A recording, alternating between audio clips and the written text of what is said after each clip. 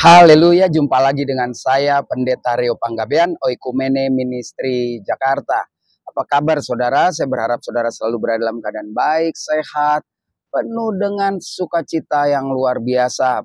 Pagi ini kira-kira jam 10 lewat seperempat, saya mau share firman Tuhan dan waktu yang tepat karena juga lagi libur ya, kita libur nasional. Nah, bagian firman Tuhan pagi ini menjelang siang ya, saya ambil dari kitab Amsal 15 ayat yang pertama sampai keempat. Saya berharap saudara nanti baca semua sampai habis.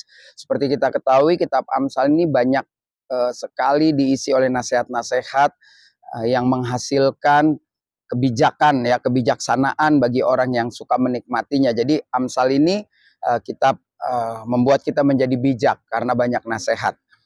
Mari kita lihat nasihat apa yang bisa membuat kita bijak. Amsal 15 ayat 1 berkata demikian, jawaban yang lemah lembut meredakan kegeraman, tetapi perkataan yang pedas membangkitkan marah. Pelajaran buat saya nih ya, pertama, baru buat saudara. Jadi artinya firman Tuhan ini mengajarkan kita semua. Mulai hari ini mari kita melatih diri untuk memberi jawaban-jawaban yang lembut. Jangan jawaban-jawaban yang belum kita pikirkan, emosional, lalu baru menyesal dan minta maaf, orang keburu terluka. Jadi sekali lagi, ini buat saya, buat saudara, buat kita semua, karena Alkitab ini adil kalau menasehati kita atau bahkan menghakimi kita. Ya biar Alkitab aja yang menghakimi kita. Dikatakan jawaban yang lemah lembut meredakan kegeraman. Kalau orang lagi marah, geram, yuk kita coba lemah lembut. Ya, lalu kalau orang marah kita tambahin marah dengan pedas, yang ada bertengkar, nggak karu-karuan. Lalu yang kedua, ayat 2 dari Amsal 15.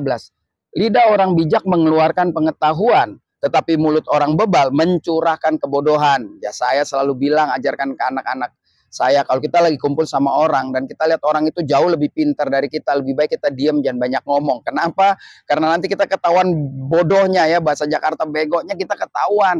Makanya jadi orang itu ketika kita berkumpul dengan banyak orang dan kita tahu standar kita, kemampuan kita, siapa lawan bicara kita, lebih baik kita mengeluarkan atau membicarakan hal yang kita sungguh-sungguh fasih dan kita tahu persoalan itu.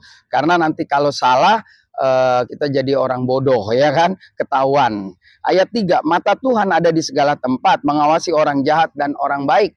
Penulis Amsal ini mengingatkan Tuhan itu adil ya kan. Dia tetap memperhatikan orang-orang yang masih menolak Kristus pun diperhatikan.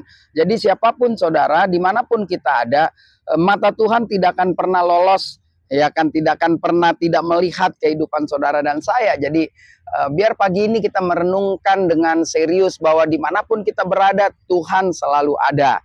Yang keempat, nasihat supaya kita menjadi bijak. Lidah lembut adalah pohon kehidupan, tetapi lidah curang melukai hati.